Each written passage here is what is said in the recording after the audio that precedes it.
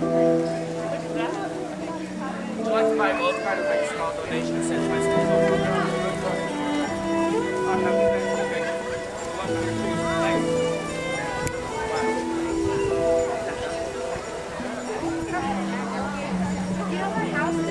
Kitchen Witchery, run by Dawn Hunt and her husband Justin, and she started her own business all on her own, out of chance actually, and she makes her own oils and herbs and dips and cutting boards and spoons, all to follow her spiritual path, which is paganism.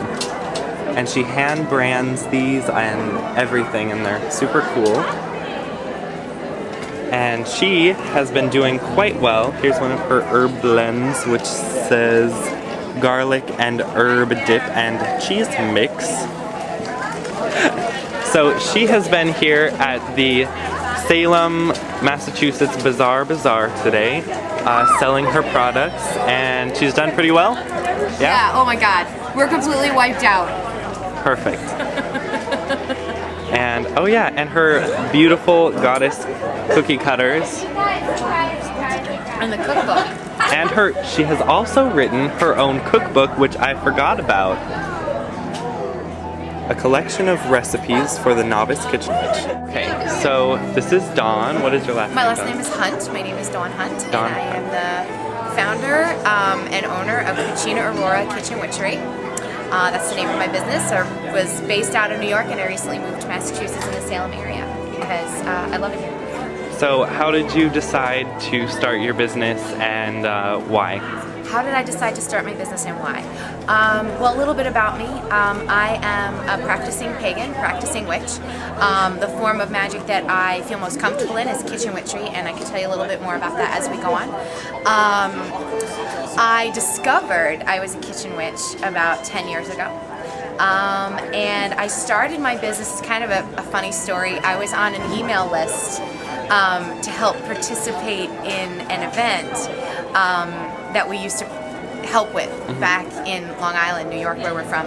And they give a list of all these topics they wanted people to discuss. And one of them was kitchen witchery. And I said to my husband, I could talk about that for a half hour, no problem. Exactly. And I did, and 40 people showed up to hear my workshop. Wow. And I was blown away, because usually a workshop, an event like that is 6 to 10 people. Right. 40 people showed up. They also told me that if I did a workshop, then I could vend my products for free. And I said, I don't have products. And my husband said, well, what about these oils that you use as you're cooking? And I said, oh yeah, I could make some of those. And I sold everything. And I went, oh my goodness, there's a market for this. People are looking for this. It's one thing in the pagan world that nobody's really talking about. And kitchen witchery, food magic, is something that we all do, whether we know it or not. And food is something that no matter where we come from in life, no matter what our sexual orientation or our spiritual path or our ethnic background, we all make time to eat every single day. This is really something that binds us all, and food magic can be a fantastic way to practice your craft in everyday life. Was that the right answer? Yeah, that's whatever you feel is right.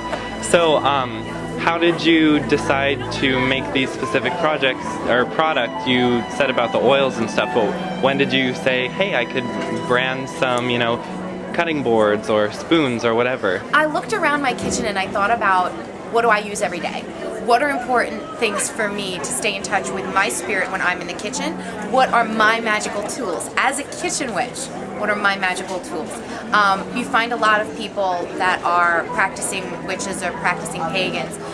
They have a wand, and that's how they channel energy out into the world. My wand is a wooden spoon. That's where I do magic. And I thought, well, what if I could put symbols on these wooden spoons? That would help me to focus my energy and use that tool as my wand. It's very important for me as a kitchen witch to surround myself with natural elements in the kitchen. Wood, glass, metal, these things that are found in nature, not plastic. Right. So that's kind of how the wooden cutting boards and the wooden spoons came about. The oils and the dip mix, again, evolved out of things I use every day. Also evolved a lot out of the fact that I have a lot of crazy, weird allergies to pesticides and chemicals in food. And again, staying connected to spirit, it's so important to stay connected with earth, with what we eat and what we put in our bodies. So that's kind of how the food products came about, because it's all natural stuff. I don't use any chemicals or what I call garbage. Exactly. Garbage. That's great. Yeah. And was it a significant investment into this, or did it just sort of come about in small batches until it rose? Oh, kind of like a combination of the two. Today we're in Salem, and there's this big festival here called the Bazaar. And I've been doing this festival for 3 years, and every year I make more, and I think I've made enough, and every year I sell out. So it's kind of like a combination of both. It was little bits and a huge investment. However, I'm happy to say that my business is doing so well that I quit my real job, and this is what I do full-time now. I'm pursuing this full-time. I've been picked up by a publisher, as I told you before, so I'm very excited. I teach classes in kitchen witchery and food magic, so it's a huge investment. And as anybody who started any business, pagan, not pagan, whatever it is, you're broke.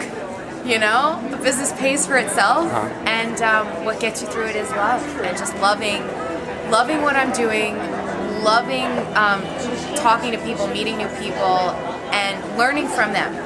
Being able to teach people about kitchen witchery, and then also learning from them, and then meeting people like you, Austin, who for some reason I touched.